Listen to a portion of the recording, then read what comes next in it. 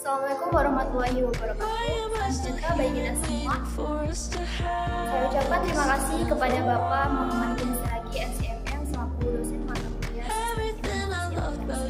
Kami di sini dari kelompok 4 menyampaikan materi mengenai podcast siklus proses produksi PT Mayora.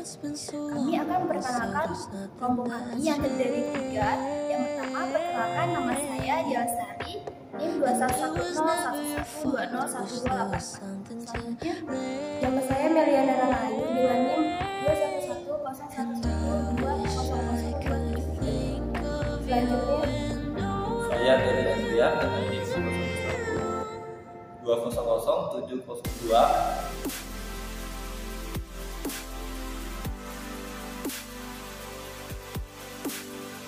Di sini saya akan menjelaskan mengenai sejarah PT Mayora. PT Mayora Indah yang sering disebut juga Mayora Indah adalah salah satu kelompok bisnis produk konsumen yang ada di Indonesia yang pertama kali berlokasi di daerah Tangerang dengan target wilayah Jakarta dan sekitarnya. PT Mayora didirikan pada tanggal 17 Februari 1977 oleh Jogi Hendra Atmojo yang sudah berdiri selama 44 sampai sekarang.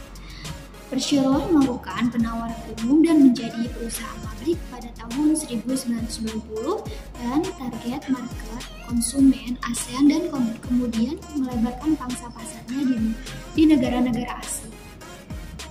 Saat produk perseroan tersebut telah terbesar di 5 benua Indonesia. PT Mayora tersebut sudah terdaftar di dalam perusahaan Bursa Efek Indonesia sejak 4 Juli 1990.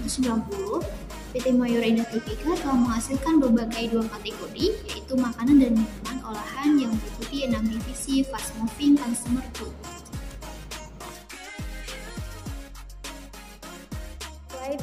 Perseroan tidak hanya dikenal sebagai perusahaan yang memproduksi makanan dan minuman olahan, tapi juga dikenal sebagai market leader yang sukses. Sesuai tujuannya, Perseroan bertekad akan terus-menerus berupaya meningkatkan segala cara dan mencapai hasil yang baik. Jadi, PT Mayora memproduksi makanan dan minuman. Yang pertama, biskuit yang berkembang Roma dari susu, sari gandum, dan rom kelapa. Kembang gula dan merek dagang kopi, Kiss, Tamarin, dan Cappuccino. Wafer dan merek dagang Astor, Beng Beng, dan Roma wafer coklat. Kopi dengan merek dagang Cappuccino Arabica Duo.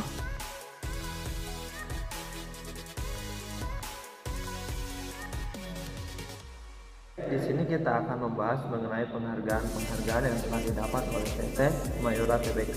Di sini adalah yang pertama Top 100 Export Companies in Indonesia dari majalah SWA dan Top 5 Best Management Companies in Indonesia dari Asia Money.